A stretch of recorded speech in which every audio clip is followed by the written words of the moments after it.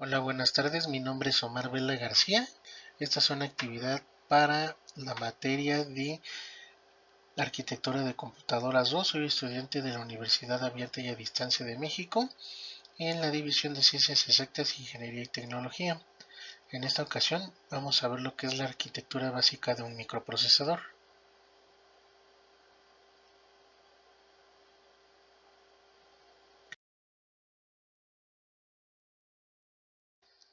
Para comenzar con esta actividad es necesario saber a qué nos referimos con un microprocesador.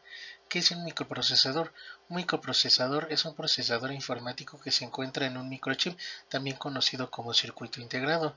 Es la unidad central de procesamiento de un ordenador y se encarga de ejecutar las instrucciones de un programa informático. Los microprocesadores se encuentran en muchos dispositivos electrónicos, como los smartphones, tabletas y ordenadores personales. Pueden clasificarse en distintos tipos en función de su arquitectura y el número de bits que puede procesar, esto según Navas.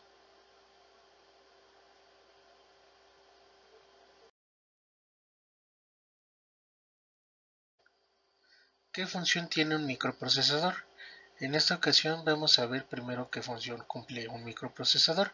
Un microprocesador es un componente que realiza las instrucciones y tareas involucradas en el procesamiento informático y es el motor que se pone en marcha cuando enciendes el equipo.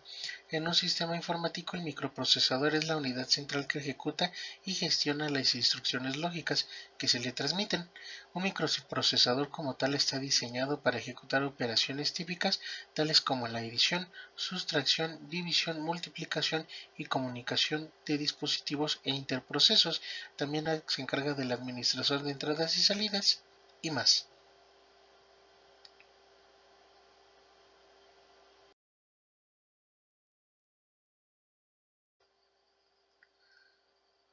La arquitectura de un microprocesador, según Allen 2020, tiene la finalidad de determinar la configuración de su funcionamiento. La arquitectura de un microprocesador se divide en varias secciones principales. Uno es la unidad de control, que es la responsable de la ejecución de las instrucciones del programa, lee las instrucciones desde la memoria y las decodifica para determinar la acción que debe realizar el microprocesador. Seguido es la unidad aritmético-lógica, es la responsable de realizar las operaciones aritméticas y lógicas de los datos. Puede realizar operaciones como sumar, restar, multiplicar, dividir y aplicar operaciones lógicas como AND, OR o NOT.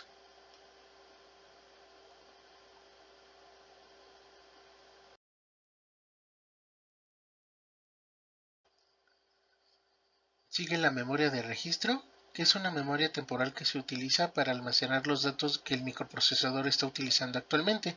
Está compuesta por un conjunto de registros, cada uno con un propósito específico, como el registro de programa, registro de puntero y registros acumuladores. Sigue el bus de direcciones y de datos. Es el medio a través del cual el microprocesador se comunica con la memoria principal y otros dispositivos periféricos.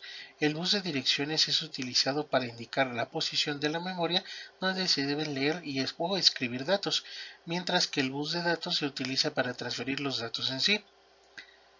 Seguido siguen las interrupciones, que se trata de un controlador de interrupciones que se encarga de manejar las interrupciones externas como una solicitud de entrada, de salida o un error.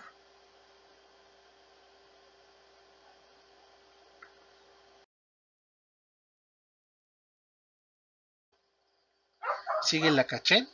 La caché es una memoria intermedia que se utiliza para almacenar los datos temporalmente y para que el microprocesador pueda acceder a ellos más rápido.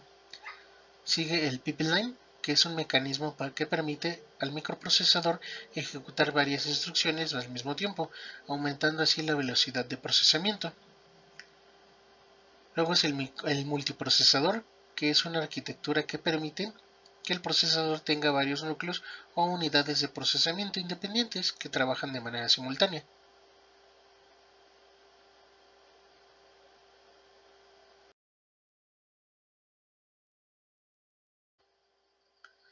Muy bien, en este caso vamos a ver lo que es la arquitectura clásica.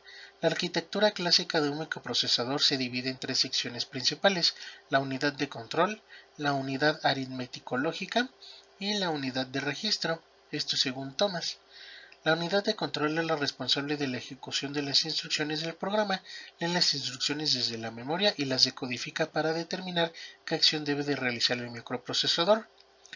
La ALU, es decir, la unidad aritmético-lógica, es la responsable de realizar las operaciones aritméticas y lógicas en los datos. Puede realizar operaciones como sumar, restar, multiplicar, dividir y aplicar operaciones lógicas como AND, OR o NOT. Seguido sigue la memoria de registro, que se trata de una memoria temporal que se utiliza para almacenar los datos que el microprocesador está utilizando actualmente. Esta está compuesta por un conjunto de registros, cada uno con un propósito específico, como el registro de programa, el registro de puntero y los registros acumuladores. En esta arquitectura clásica, el microprocesador se comunica en la memoria principal a través de un bus de datos.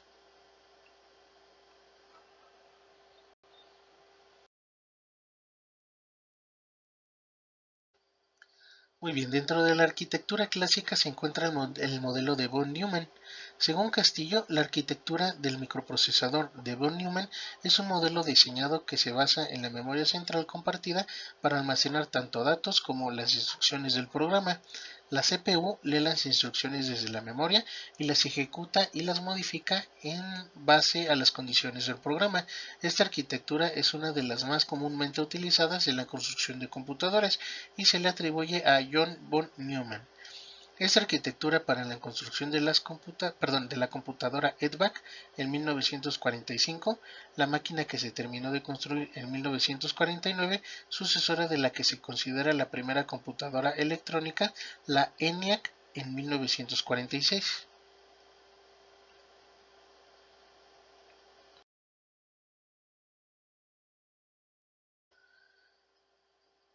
Una arquitectura de Neumann tiene tres bloques constructivos básicos: la unidad central de procesamiento, CPU por su sigla en inglés, la memoria y la entrada y salida. Las funciones de cada bloque son: el CPU se encarga de ejecutar los programas, la memoria almacena el programa, que es un conjunto de instrucciones ordenado lógicamente, y los datos, que son operadores y resultados de la ejecución de las instrucciones, y la entrada y salida, que se trata de comunicar el computador con el mundo exterior, permitiendo la interacción con los usuarios y con otras computadoras.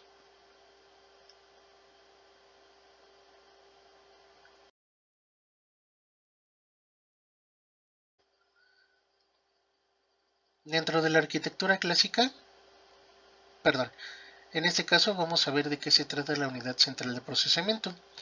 En este caso lo conocemos como CPU. Esta es la encargada de interpretar y procesar las instrucciones recibidas de un programa a través de la realización de operaciones básicas aritméticas, las cuales son suma, resta, multiplicación y división, y las lógicas, que ya los conocemos, son AND, OR y NOT, realizadas por la unidad aritmético-lógica. Para esto se utilizan los registros del procesador, que son una pequeña memoria que almacena los datos binarios y tiene un tiempo de acceso 5 a 10 veces menor que la memoria principal. Uno de los registros es denominado como Program Counter y es quien calcula automáticamente la cantidad de ciclos de ejecución y apunta a la próxima instrucción en ser ejecutada. Y por último se encuentra la unidad de control, que es aquella que tiene como objetivo buscar las instrucciones en la memoria principal y ejecutarlas luego de codificarlas. Estos tres subsistemas se interconectan por medio de un bus que contiene la línea de datos de control.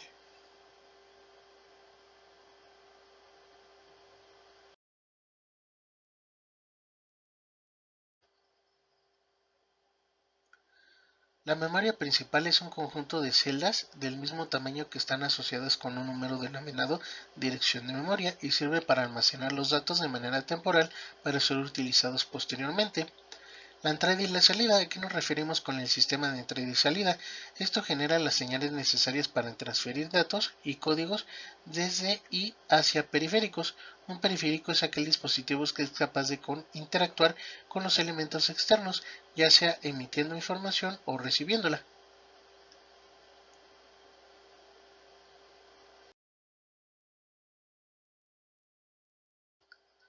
Dentro de la arquitectura clásica también tenemos el modelo de Harvard. Según Thomas, la arquitectura de Harvard es una arquitectura informática que separa la memoria y el almacenamiento para instrucciones, en este caso memoria de programa y datos, que es memoria de datos. Esto permite el acceso simultáneo a ambos tipos de memoria, lo que permite mejorar el rendimiento en comparación con una arquitectura von Neumann. En las instrucciones y los datos comparten la misma memoria. Desde su nombre en la Universidad de Harvard, debe su nombre a la Universidad de Harvard, donde los investigadores Howard Aiken y Grace Hopper introdujeron por primera vez esta arquitectura a mediados de la década de 1950. Hoy en día, la arquitectura de Harvard se utiliza habitualmente en sistemas embebidos, microcontroladores y procesadores de señales.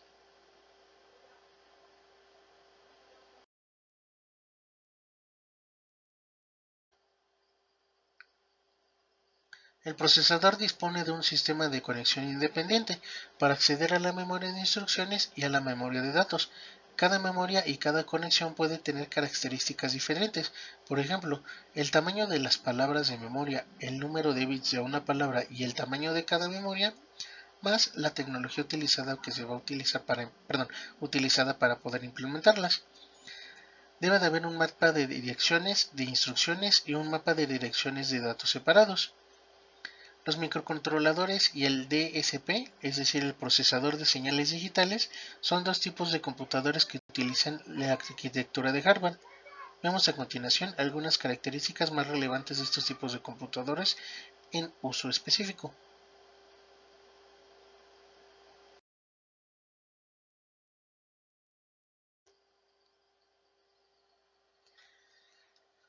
En esta ocasión vamos a ver ahora lo que es la arquitectura segmentada o también conocida como arquitectura pipeline. Según Thomas, la arquitectura de pipeline de un microprocesador se trata de una técnica de diseño que divide el proceso de ejecución de una instrucción en varias etapas sucesivas y paralelas, acelerando así la velocidad de ejecución. Cada etapa realiza una tarea específica, como la lectura de la instrucción, la decodificación, la ejecución de la operación y la escritura de los resultados. Al dividir el proceso en varias etapas, el pipeline permite que varias instrucciones se ejecuten de manera simultánea, aumentando la eficiencia y el rendimiento del microprocesador. Entender cómo funciona un pipeline es un paso importante para entender qué ocurre dentro de un procesador.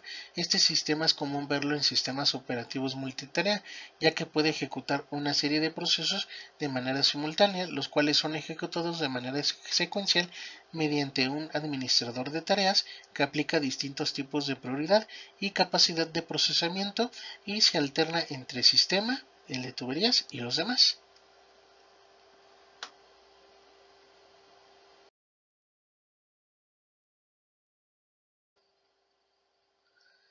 Dentro de la arquitectura de pipeline se puede hablar de niveles de paralelismo que son caracterizados de la siguiente manera: la multiprogramación y multiprocesamiento. Estas acciones se toman en un nivel de programa o trabajo. Posteriormente sigue la tarea y procedimientos. Estas son acciones que se toman dentro de un mismo programa ejecutándose procesos que son independientes de manera simultánea. Y posteriormente siguen las interinstrucciones, que se trata de acciones de nivel de instrucción, o sea, dentro del mismo proceso o tarea que se pueden ejecutar instrucciones independientes de manera simultánea.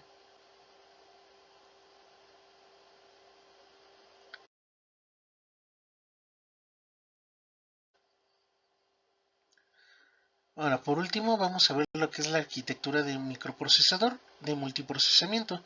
Esto se trata de una técnica de diseño que permite a un solo microprocesador ejecutar varios procesos o tareas de manera simultánea. Esto se logra mediante la asignación de recursos como la memoria y los registros a cada proceso en un momento determinado y la alternancia entre ellos en una base regular. La arquitectura del microprocesamiento es útil en sistemas operativos de tiempo compartido, donde varios usuarios comparten un solo sistema y deben ser atendidos de manera simultánea. Esta técnica también se utiliza en sistemas embebidos para realizar varias tareas simultáneamente, como la gestión de periféricos y la comunicación datos, esto según Henry Ronaldo Ubiac.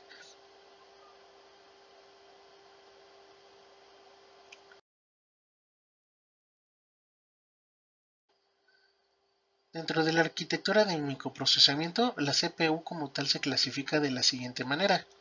La primera es el modo SISO, el SISO, o es decir, Single Instruction y Single Operand, instrucción simple, un solo operando, computadoras independientes. El siguiente es el SIMO, Single Instruction Multiple Operand, instrucción simple, múltiples operandos, o procesadores vectoriales. La siguiente es MISO, Multiple Instruction Single Operand, múltiples instrucciones, un solo operando, no implementado, seguido de MIMO, que es Multiple Instruction Multiple Operand, múltiples instrucciones y múltiples operandos en sistemas SMP o clusters.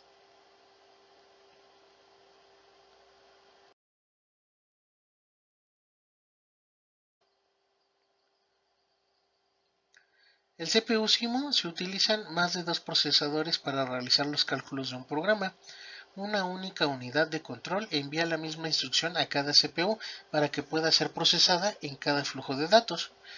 El CPU MIMO se utilizan más de dos procesadores para realizar los cálculos. Cada procesador cuenta con su propia unidad de control que procesa un programa de instrucciones para un diferente flujo de datos.